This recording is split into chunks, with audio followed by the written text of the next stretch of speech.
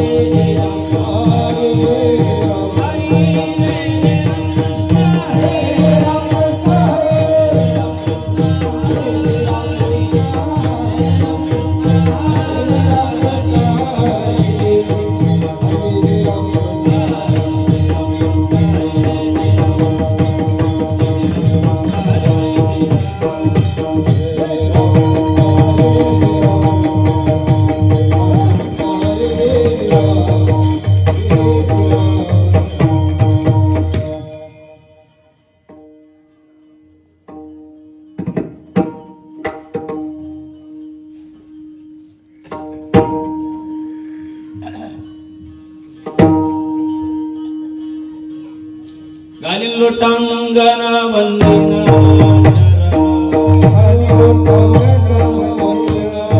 बोला बोला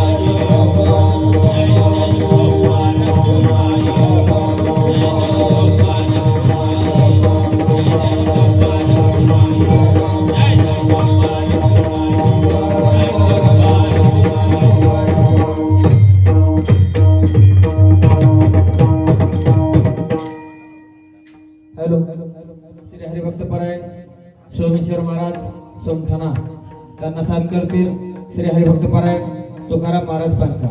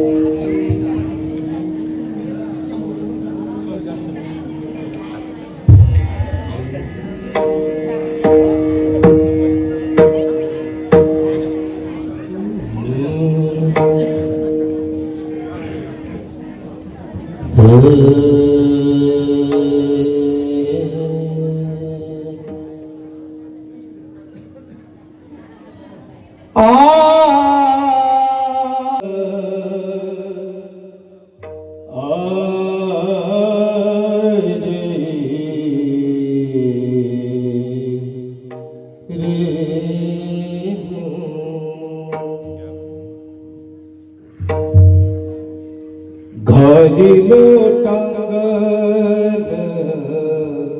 वंदिन चरण घाली लोटांगण वंदिन चरण घाली लोटांगण वंदिन चरण घाली लोटांगण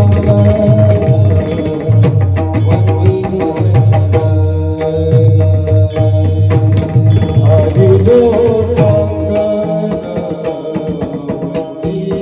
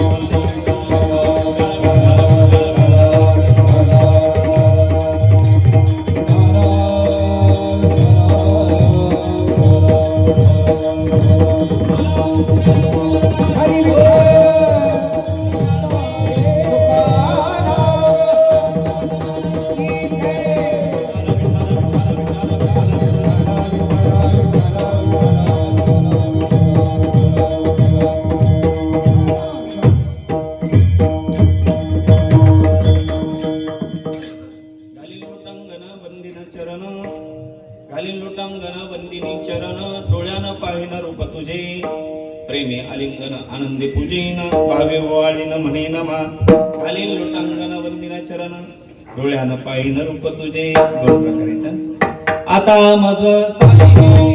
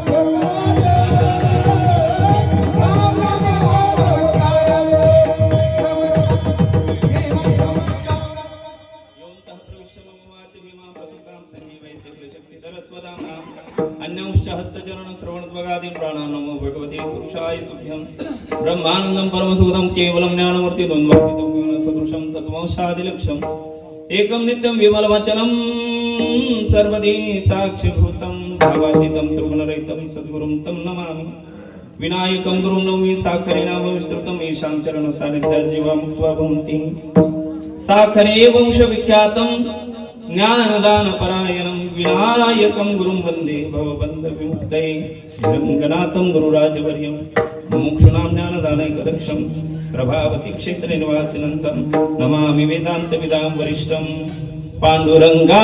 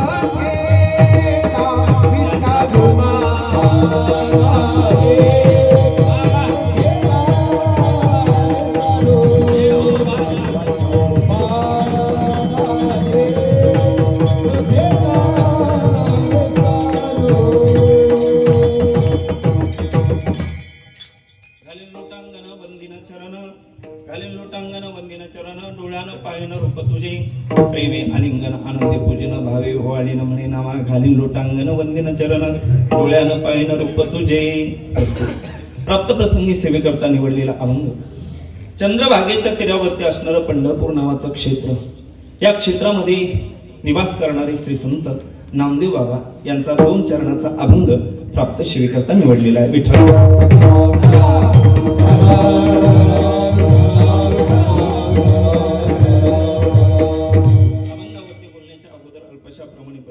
तो म्हणजे श्री क्षेत्र हत्तलवाडी या क्षेत्रामध्ये चालू असणारा भव्य आणि दिव्य स्वरूपामध्ये अखंड हरिनाम सप्ताह गेल्या 51 वर्षापासून हा सप्ताह चालू आहे. या सप्त्याचं हे आपलं 52 वर्ष आहे. एकदा जोरदार टाळी वाजवा.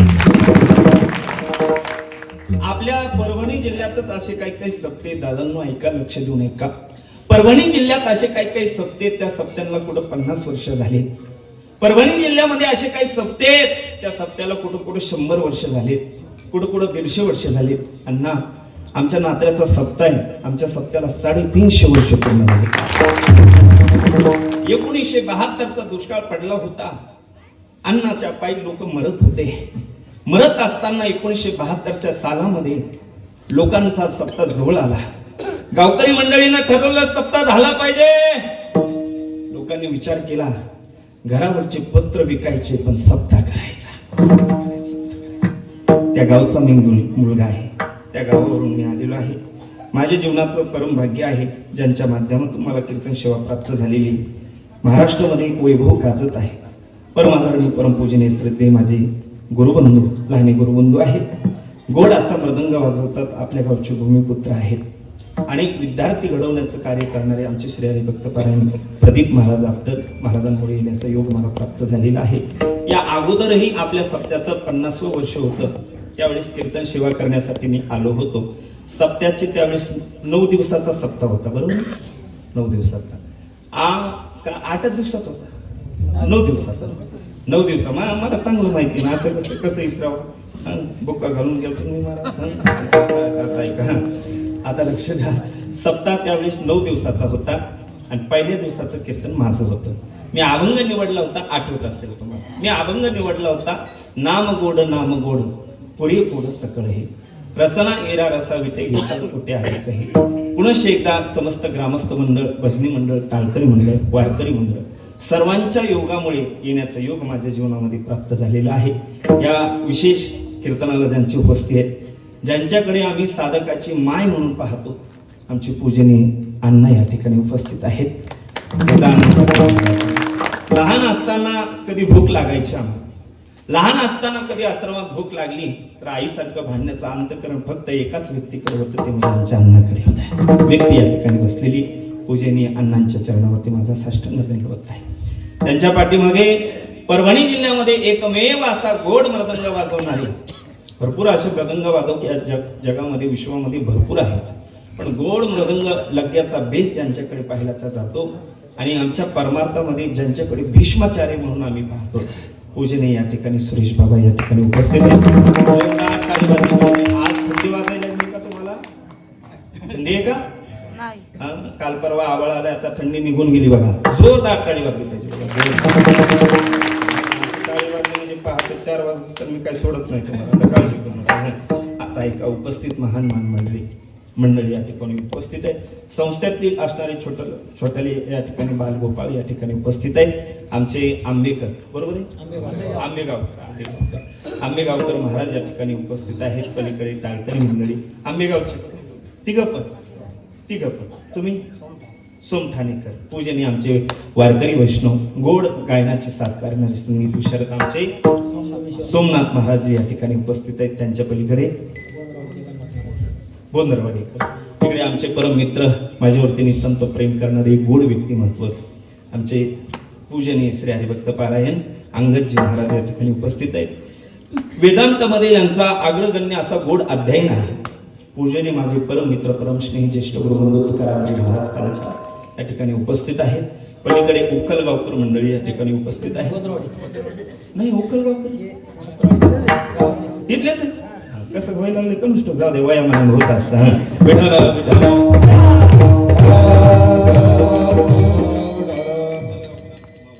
बरेचसे मंडळी परिसरातून आलेले आहेत. कीर्तन सेवा करण्याचा योग प्राप्त झाला. वारकरी वैष्णव परमपूजनीय श्रद्धेय ज्यांच्याकडे पाहिल्याच्या नंतर वारकऱ्याची सेवा काय असते बघा. बैठकीमध्ये बसल्याच्या नंतर आपल्या गावातील बरेचसे तरुण मंडळी बसलेली होते बघा. मला आल्या महाराजांनी सांगितलं की महाराज ऐका माझा पाय दुखत आहे. पडलोय मी संस्थेमध्ये पडलोय खड्ड्यामध्ये. आता माझा पाय दुखत आहे.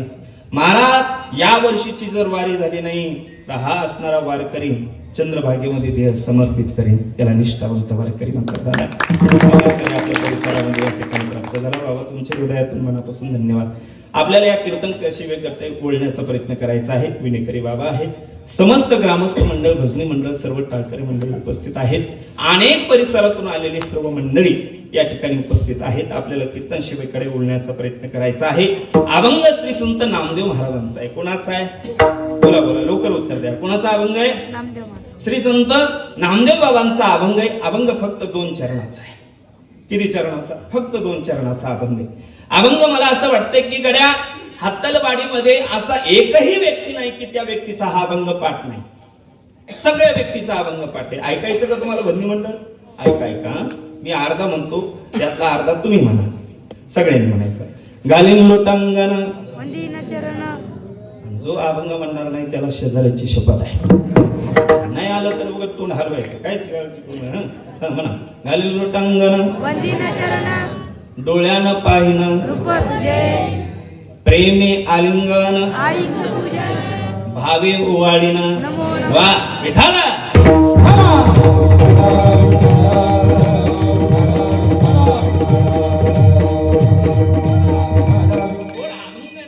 अभंग नामदेव महाराजांचा आहे. नामदेव महाराज आपल्याकडे सांगण्याचा प्रयत्न करताय. एक साधक नामदेव बाबाकडे गेला, प्रदीप महाराज. नामदेव बाबाकडे जातोय, बाबांच्या चरणावरती साष्टांग दंडवत करतोय, बाबाला विनंती करतोय, बाबा या जगामध्ये विश्वामध्ये परमार्थ करण्याची प्रबळ इच्छा आहे. ज्या पांडुरंग परमात्म्याची तुम्ही सेवा करताना, ज्या विठ्ठलाची तुम्ही सेवा करतात ना, त्या भगवंताची सेवा करत असताना, त्या विठ्ठलाची सेवा करत असताना आम्हाला त्या विठ्ठलाची सेवा करण्याची प्रबळ इच्छा आहे. आम्हाला त्या पंढरपूरच्या पांडुरंगाची सेवा करण्याची प्रबळ इच्छा आहे. महाराज, त्या पांडुरंग परमात्म्याची सेवा करत असताना आम्ही ती सेवा कशी केली पाहिजे, कशी केली पाहिजे? भगवंताची सेवा करत असताना कशी केली पाहिजे महाराज, त्याचं उत्तर आम्हाला सांगण्याचा प्रयत्न करा.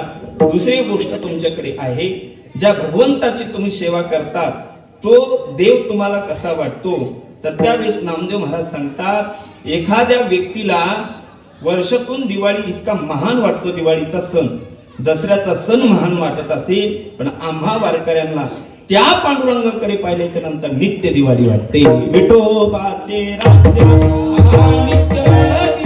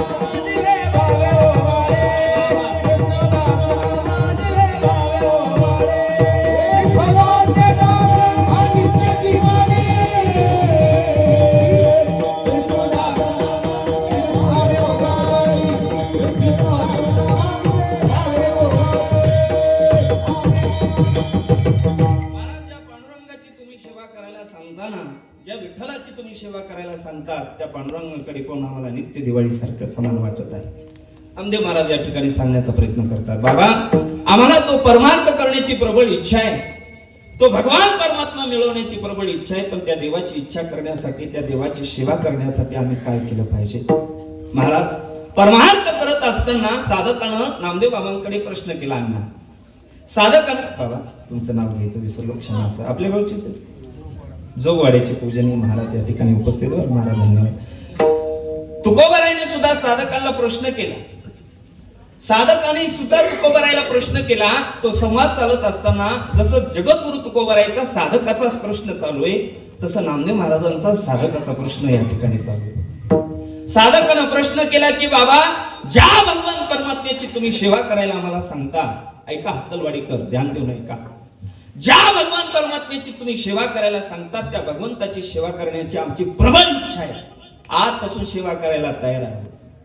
पण सेवा करत असताना, परमार्थिक सेवा करत असताना आम्हाला या जगामध्ये त्रास देणारे लोक जास्त वाढले, जास्त वाढले. या लोकांचं काय करायचं? महाराज म्हणले एक काम करा, असे लोक जर समोरून आले त्या लोकांचा त्याग करा. तार्किकाचा टाका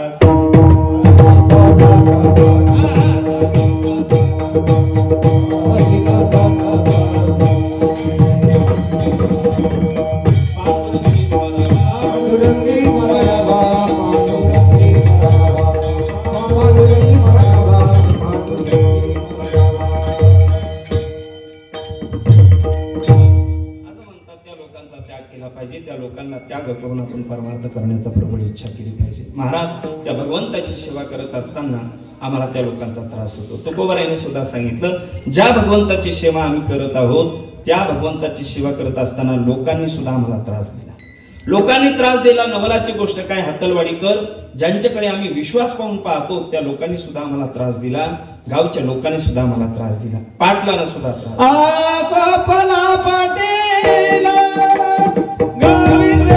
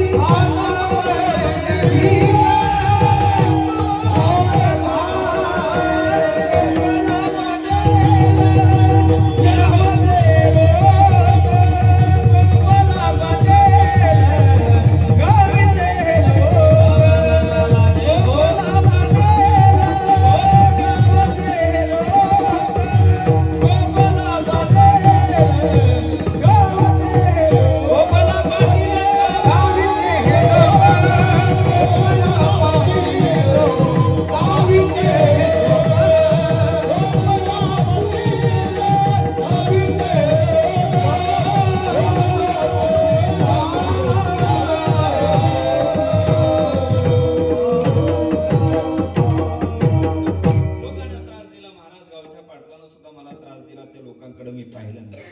गोपाला पाटील गावाचे हे लोक, महाराज म्हणतात त्या लोकांनी सुद्धा आम्हाला त्रास दिला, त्या लोकांकडे आम्ही पाहिलं नाही. जगद्गुरु तुकोबारायला प्रश्न केला की महाराज, या लोकांचा जर त्याग करून आम्हाला पुढे जायचं असेल तर आम्ही पुढे जायला तयार आहोत, पण पुढे जात असताना संतांचा आदर्श घेऊन पुढे जाण्याचं महत्वाचं आहे. संत आदर्श घेणं महत्वाचं आहे. विठ्ठल विठ्ठल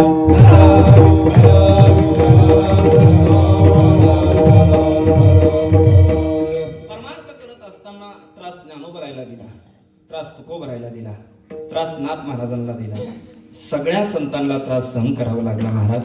म्हणून तर या गोष्टी घडल्या महाराज, घडल्या. सगळ्या संतांना त्रास सहन करावा लागला. एक जाता जाता एक उदाहरण समज पुढं आठवलेलं आहे, पुढे सांगण्याचा प्रयत्न करतो, ऐका. निवृत्ती दादा 12 वर्षाचे होते बघा. निवृत्ती दादा 12 वर्षाचे होते, ज्ञानोबराय फक्त 10 वर्षाचे होते. अत्तलवाडीकर लक्ष देऊन ऐका. निवृत्ती दादा 12 वर्षाचे होते, ज्ञानोबराय फक्त 10 वर्षाचे होते. सोपान काका 8 वर्षाचे होते. चिमुकली मुक्ताबाई फक्त 6 वर्षाचे होते. फक्त 6 वर्षाचे. डोळ्याला पाणी आलं, माई बापानं देहांत प्रायश्चित्त घेतला. लोक किती त्रास देतात हे मला तुम्हाला सांगायचं, ऐका. ज्ञानोबरायने पहाटे उठावं, इंद्रायणी मातेचं स्नान करावं, सिद्धपीठातून मधुकरी मागण्यासाठी गावामध्ये जावं, मधुकरी मागून आणावी. आलेली मधुकरी मात्र भक्षण करावी, पुन्हा जीवन जगण्याचा प्रयत्न करावा. 4 दिवसापासून अन्नाचा कण पोटामध्ये नव्हता. मधुकरी मागण्यासाठी माझे ज्ञानोबराय आळंदीमध्ये गेले. हो, ज्ञानोबराय ज्या वेळेस आळंदीमध्ये गेले, लोकांनी त्रास द्यायला सुरुवात केली. अत्तलवाडीकर ध्यान देऊन ऐका. 80 वर्षाचा म्हातारा काठी टेकत आला. वेसोबा, काय रे पोरा, यामध्ये काय चालवलं? काका, मधुकरी चालवली. हो, कोणासाठी चालवली मधुकरी? माझ्या मुक्तासाठी चालवली. काय प्रेम असेल ज्ञानोबरायांचं बघा. माझ्या मुक्तासाठी चालवली. हो, ही मधुकरी मुक्तासाठी चालवली. दाखोबरी यामध्ये काय? 80 वर्षाच्या म्हाताऱ्यानं जोडी घेतली अत्तलवाडीकडे. ध्यान देऊन ऐका. ज्यांच्या जीवावरती अख्खा महाराष्ट्र आम्ही फिरतो, त्या ज्ञानोबरायला लोकांनी किती त्रास दिला. 80 वर्षाच्या म्हाताऱ्यानं जोडी घेतली हातामध्ये, पालखी केलेली, कोरांना शिदाय, काठीनं लोटून दिला महाराज मोरीमध्ये. लोटून दिल्याच्या नंतर ज्ञानोबरायांच्या डोळ्याला पाणी आलं. ज्ञानोबराय म्हणतात, अरे विसोबा, नका हो काका, मी उपवासी राहायला तयार आहे, पण माझी मुक्ता उपवासी राहता का म्हणे. काय प्रेम असतं, काय प्रेम असतं ज्ञानोबाईचं. ज्ञानोबाई म्हणतात वेसोबा काका नका काका, माझी मुक्ता उपवासी पुरा अन्न शिदा. तसाच रिकामी झोळी माझ्या ज्ञानोबाईनं काकेमध्ये घेतली. हातलवाडी कर, जग किती त्रास देत हे मला तुम्हाला सांगायचंय. काकेमध्ये झोळी घेतली. ज्ञानोबराय सिद्ध बेटाकडे चालत निघाले. चिमुकली मुक्ताबाई 6 वर्षाची पिंपळाच्या वृक्षाखाली बसलेली. मुक्ताबाई विचार करते, येईल माझा दादा. दुपारचे 12 वाजलेले आहेत. सूर्य डोक्यावरती येत आहे. माझा दादा आला ना, पहिला घास माझ्या निवृत्तीला नाही देणार, पहिला घास सोपानाला नाही देणार, पहिला घास मी सुद्धा नाही खाणार, पहिला घास घेईन माझ्या ज्ञानोबा रुपये आईच्या मुखामध्ये भक्षण त्या ठिकाणी करेल. काय प्रेम असेल मुक्ताबाईचं. चिमुकली मुक्ताबाई पाहू लागली. ज्ञानोबराय तोंड खाली करून जसे चालत निघाले.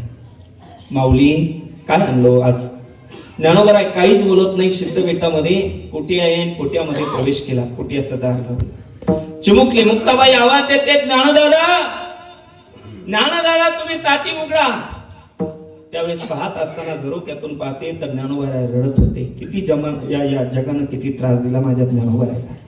झरोक्यातून पाहत असताना अण्णा चिमुकल्या मुक्ताबाईने एक अभंग त्या ठिकाणी खर्च केला. ऐका बरं हातलवाडी कर. ऐका ऐका. जगामध्ये विनोदाची कथा कीर्तना तुम्हाला गोड वाटत असेल, पण कधी कधी ज्ञानोबराय ऐका, जीवनाचं भविष्य बदलल्याशिवाय राहणार नाही. भविष्य ज्यावेळेस चिमुकली मुक्ताबाईने एक अभंग खर्च केला, ताटीचा अभंग. मुक्ताबाई ज्ञानोबरायला सांगते, ज्ञानदादा तुम्ही जर या ठिकाणी ताटी लावून जर तुम्ही बसत असाल तर माझा प्रश्न तुमच्याकडे. ज्ञानदादा तुम्ही जर ताटी लावून या ठिकाणी बसत असाल तर माझा प्रश्न तुमच्याकडे. दादा जीव दाताने चाविली, कोणी 32शी पाडिली. दादा ऐकतात ना हातलवाडीकर. ऐका दादा, ओ ज्ञानदादा जीव दाताने चाविली, दादा कोणी 32शी पाडिली का हो. शब्द विश्वरागे झाले वन्नी, संती सुखे व्हावे पाणी. दादा शब्द शस्त्र झाले क्लेश. मुक्ताबाई म्हणते दादांनो, शब्द शस्त्र झाले क्लेश, संती मानावा उपदेश, विश्वपट ब्रह्मदोरा ताटी उघडा ज्ञानेश्वर. मुक्ताबाई म्हणते, ज्ञानदादा जगानं त्रास दिला म्हणून तुम्ही ताटी उघडत नाही. हातलवाडीकडे पुढचा शब्द माझा महत्वाचा आहे, कान टवकारून ऐका. चिमुकल्या मुक्ताबाईनं ताटी उघडता येत होती बरं का महाराज, उघडता येत होती पण उघडली नाही. पण मुक्ताबाईने ताटी कोणाला उघडायला सांगितली. ऐका हातलवाडीकडे. मुक्ताबाईनं त्या ज्ञानोबरायला ताटी उघडायला सांगितली ज्या ज्ञानोबरायने या विश्वाला ज्ञानेश्वरी सारखा ग्रंथ दिला. मुक्ताबाईनं ताटी नाही उघडली. दादांनो ऐका, राजांनो ऐका, माझ्या मायबापांनो ऐका. मुक्ताबाईनं ताटी नाही उघडली हो. मुक्ताबाईनं त्या ज्ञानोबरायला ताटी उघडायला सांगितली ज्या ज्ञानोबरायने या विश्वाला अमृत अनुभवासारखा ग्रंथ दिला. मुक्ताबाईनं ताटी नाही उघडली सुरेश महाराज, नाही उघडली हो. मुक्ताबाईनं त्या ज्ञानोबरायला ताटी उघडायला सांगितली ज्या ज्ञानोबरायने या विश्वातील प्रत्येक घरामध्ये हरिपाठासारखा ग्रंथ दिला. ग्रंथ दिला. सर्वत्र वरी आदिशक्ती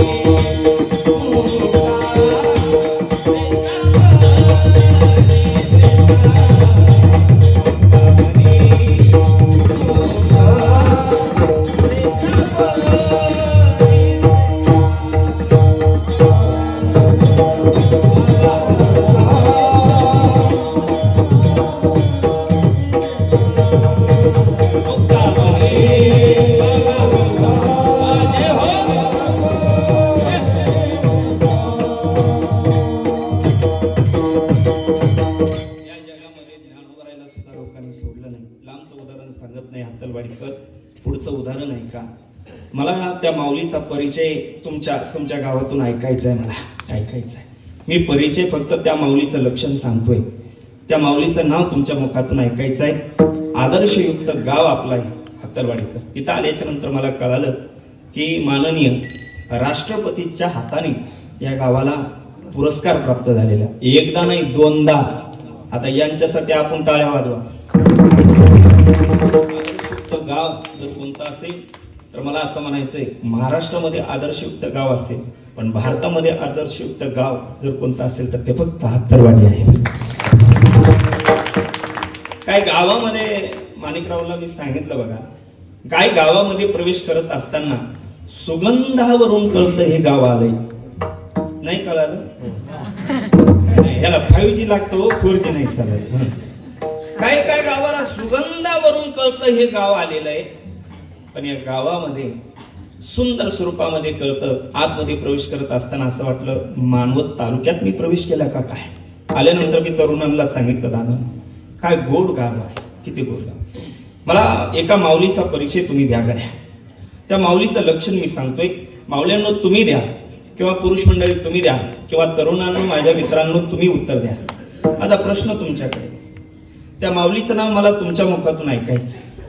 ज्या लेकराला माय नाही, ज्या लेकराला बाप नाही, ऐका हत्तरवाडीकर, ज्या लेकराला माय नाही, ज्या लेकराला बाप नाही, ती अनाथाची माय या जगातून पूर्वी निघून गेली, आता निघून गेली, जास्त वर्ष झाली नाही. तिचं नाव काय होतं?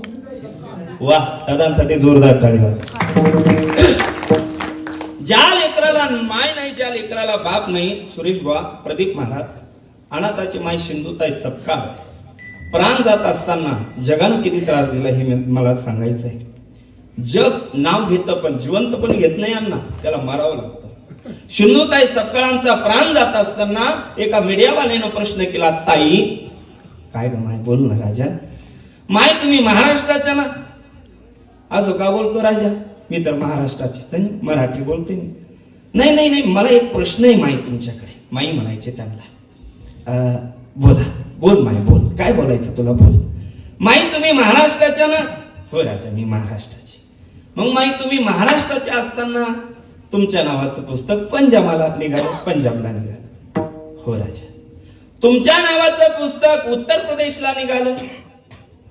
हो राजा. तुमच्या नावाचं पुस्तक इकडे पाहत असताना मध्य प्रदेश मध्ये निघालं. हो राजा. तुमच्या नावाचं पुस्तक हरियाणामध्ये निघालं. हो राजा.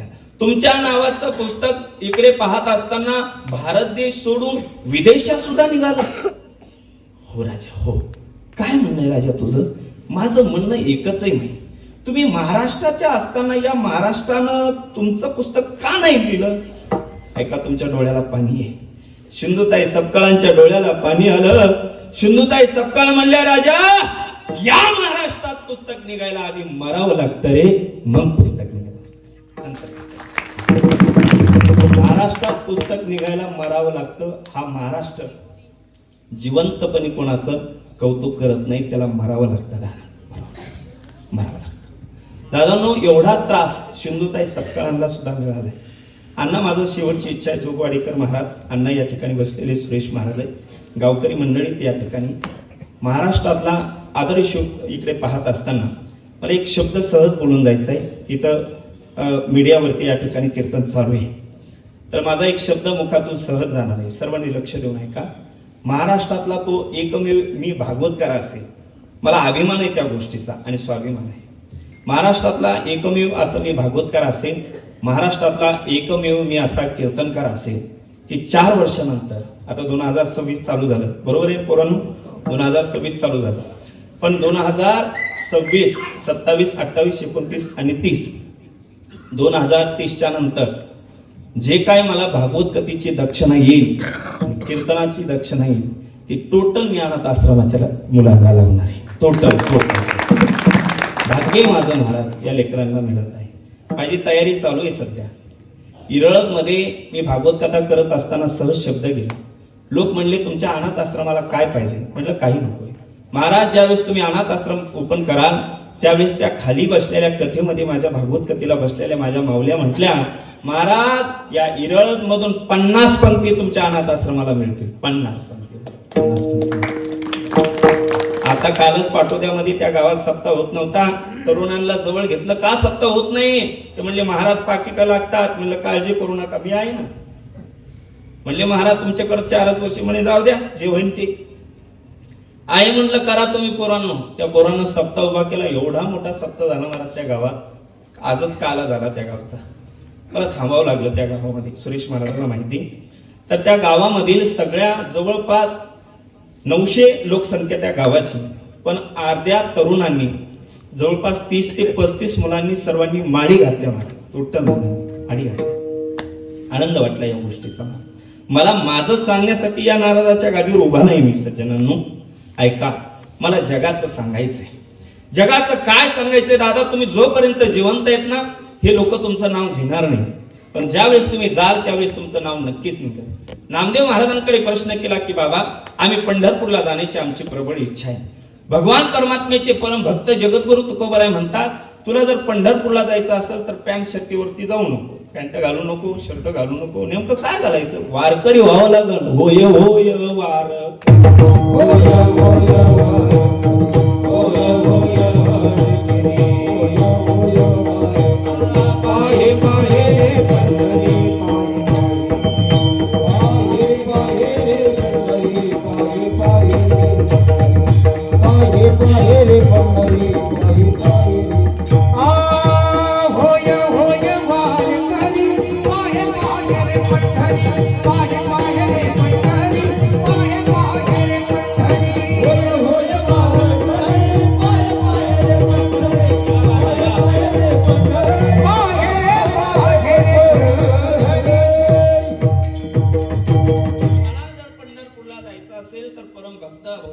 भगवंताचा सेवक व्हायचा असेल तर तुकोबाराय म्हणतात तुम्हाला वारकरी व्हावं लागेल. होय होय वारकरी, पाहे पाहे रे पंढरी, पाहे पाहे रे पंढरी. निघालो आम्ही पंढरपूरला. आता हत्तलवाडीकर 2 मिनिटं आपण सर्वांनी हत्तलवाडी सोडून पुढे जायचंय पंढरपूरला. उठून लगेच नाही बरं, मनानं सगळ्यांना जायचं का? ऐका, आपण सर्वजण पंढरपूरला जाऊया. पंढरपूरला जात असताना सर्वांनी असे डोळे शांत करायचे आहे. घरचं सगळं सोडून द्यायचं आहे. घरचं सगळं सोडून म्हणजे काय? घरदार 2 मिनिटं फक्त कीर्तनासाठी बरं का. कुठं जायचंय आपल्याला? पंढरपूरला जायचंय. पाऊली चालती पंढरीची वाट, पाऊली चालती पंढरीची वाट, सुखी संसाराची तोडून आघात. वावा देव सुखी संसाराची तोडून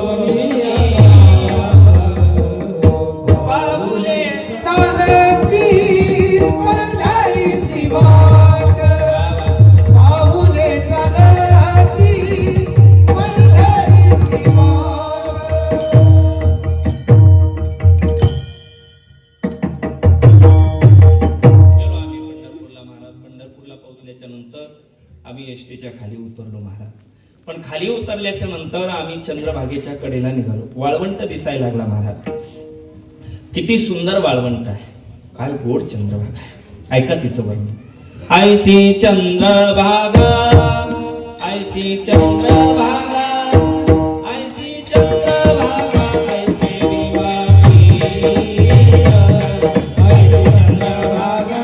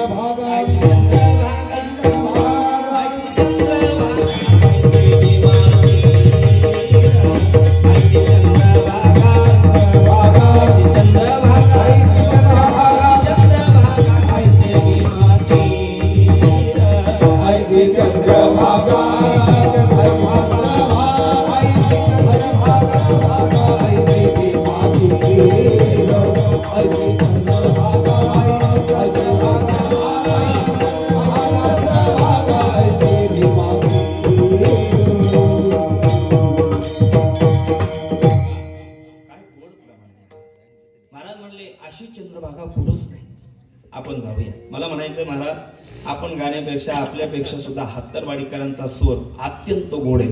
ऐकायचं तुम्हाला? बघा बरं आता सूर कसा निघतो. सर्वांनी पाठीमागे म्हणायचं, आयशी चंद्रभागा.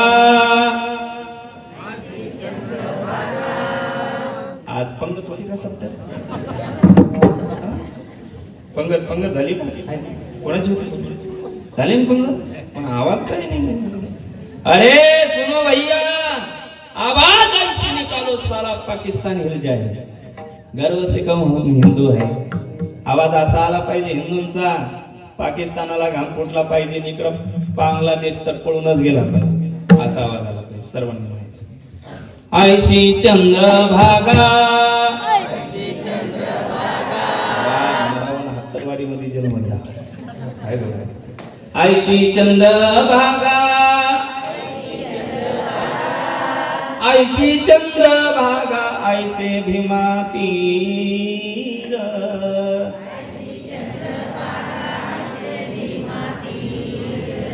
फक्त तुमचा आवाज यायला लागला. तुम्हाला आवाज आमचा ऐकायचा का? बघा आमचा या भाषेत. 2 मिनिटं मावल्यांना विनंती, आमच्या सर्व पुरुषांना, माझ्या सगळ्या भावांना, माझ्या सगळ्या वडिलांना विनंती, मोठ्यानं म्हणायचं आहे आता. आयशी चंद्रभागा, आयशी चंद्रभागा.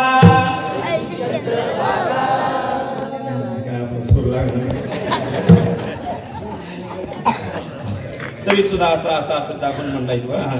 आयशी चंद्रभागा, ऐसे भीमा तीर.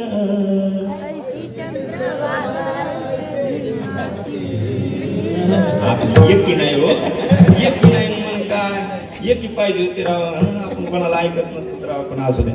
आता ऐका सूर कसा निघतो. आयशी चंद्रभागा, आयशी चंद्रभागा. आवाज निघाल्या बरं आपला, मोठ्यानं म्हणायचा. आयशी चंद्रभागा, ऐसे भीमा तीर. किती गोड गायले तुम्ही, वा खूप छान. आता बघा यांच्यापेक्षा दुप्पट आलं. ऐसा विटेवर देव कोठे,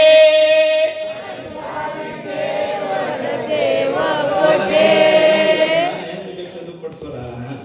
ऐसा विटेवर देव कोठे,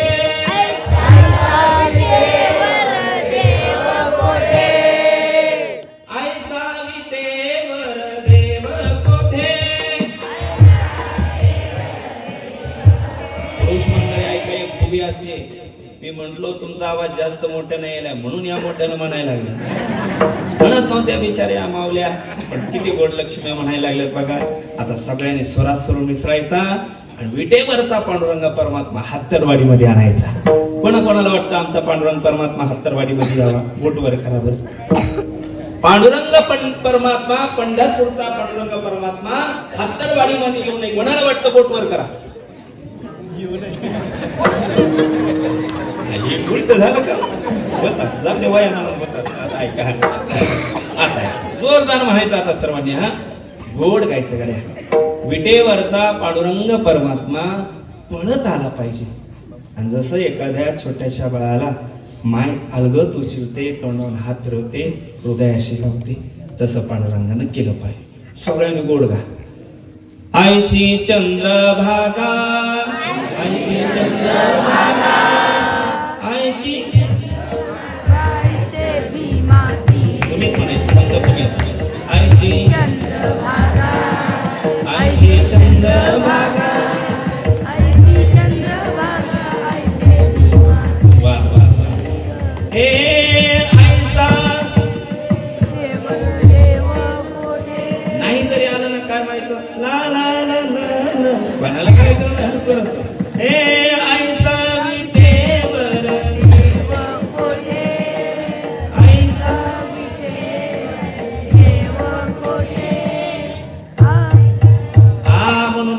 पोटावर पाय पडत ते नका पुढचं म्हणून. आईसा विटेवर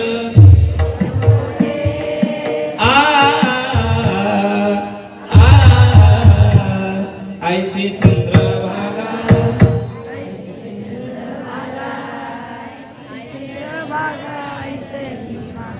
तुमचं चलू द्या आम्ही चहा पिलो होतो. बस मला एवढंच सांगायचं आपल्याला पंढरपूर मध्ये जायचं. बोलो महाराज आम्ही पंढरपूर मध्ये पोहोचलो. तू द महाराज पुन्हा काय करायचं या चंद्रभागे स्नान विधितो हरिकथा केलं. चंद्रभागेचं स्नान केलं महाराज आम्ही. आम्हाला पुंडलिकाचं मंदिर दिसत आहे. आलो महाराज आम्ही पुंडलिकाच्या मंदिरापाशी. मग आल्याच्या नंतर एकदा मोठ्यानं म्हणा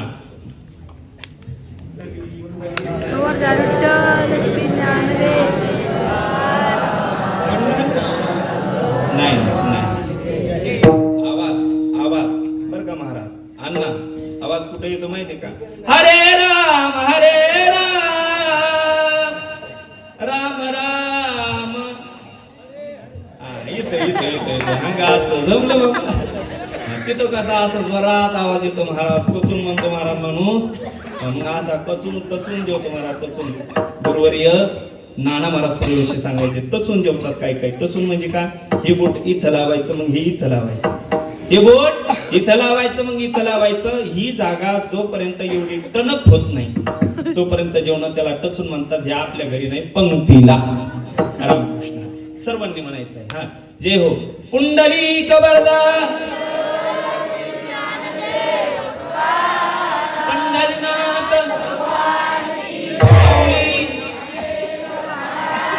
जगद्गुरु तुकाराम क्रांती ब्रह्म छत्रपती शिवाजी धर्मवीर. लागला नाही एकदा जोरात म्हणायचा. माऊलींनो एकदा मनावर पुरुष म्हणतील 2 मिनिटं थांबा. पुंडलिक वरदार विठ्ठल श्री ज्ञानदेव पंढरीनाथ माऊली ज्ञानेश्वर. या आवाजात आमच्यात सगळ्यात जास्त मोठा स्वर निघणार. एवढं बघून पुढे बघूया आपण. हा पुंडलिक वरदा पंढरीनाथ माऊली ज्ञानेश्वर जगद्गुरु तुकाराम महाराज शांती ब्रह्म एकनाथ महाराज गोपाल कृष्ण भगवान की छत्रपती शिवाजी महाराज धर्मवीर संभाजी महाराज की गो माता की भारत माता की अपने कुटुंब की रामकृष्ण हरी. असं सांगण्याचं तात्पर्य काय? आम्ही गेलो पंढरपूरला. पांडुरंगाचं दर्शन घ्यायचं महाराज. अहो चंद्रभागेचं स्नान केलं आम्ही आणि पुंडलिकाचं दर्शन घेतलं. मग नात्रकर महाराज पुढं कुठे जायचंय? पण पुढं रस्त्यानं चालता चालता एक काम करा. रस्त्यानं कोणी पांगळे बसलेले आहेत, कोणी आंधळे बसलेले आहेत. त्यांना सोडू नका हो. आंधळ्या पांगळ्याचा एक विठोबाचा. म्हणा म्हणा